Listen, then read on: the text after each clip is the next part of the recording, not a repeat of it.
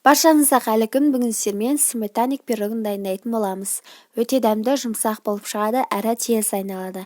Минуттерде видеомды соңына дейін қарап, лайк басып, арнама жасап кетіңіздер.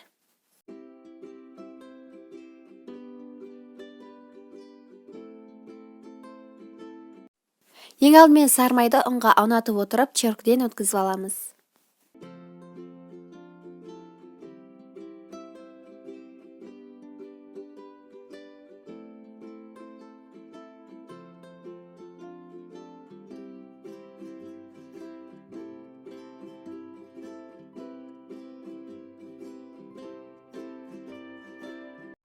Және видеодағыдай үгітімді жасаймыз.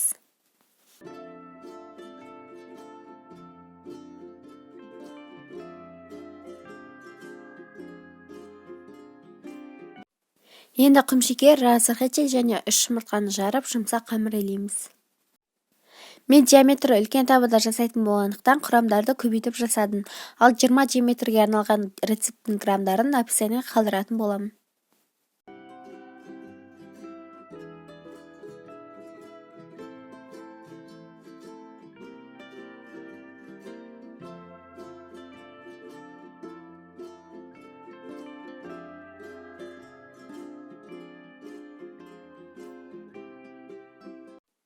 Қамырымыз дайын болды, осындай жұмсақ болу керек.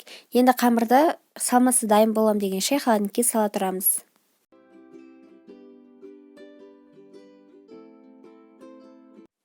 Енді салмасын дайындайтын боламыз. Қаймақтың үстіне құмшекер және 4 жұмыртқаны жарып, жақсылап араластырамыз.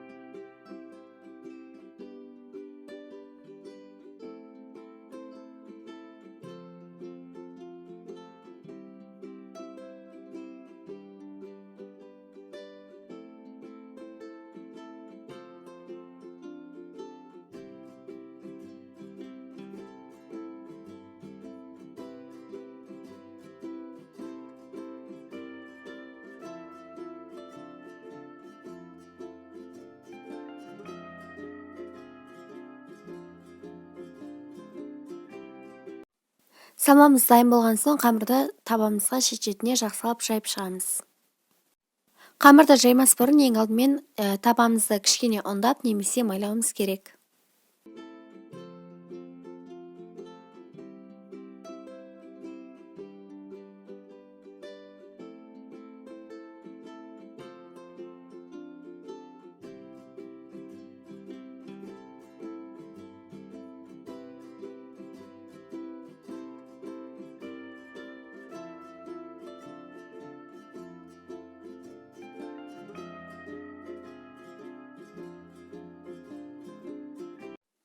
Жайып болған соң шет-шеті біркелкі болу үшін вилкамен осылай тегістеп шығамыз.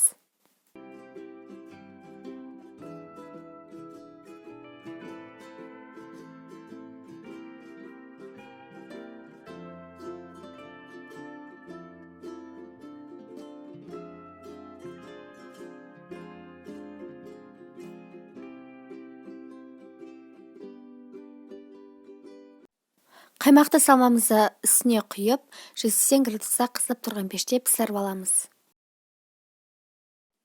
Осымен сметаник пирог дайын болды, өте дәмді әрі жұмсақ болып шықты, тез дайындалады. Минуттерде жасап іштеріңізді қуантыңыздар.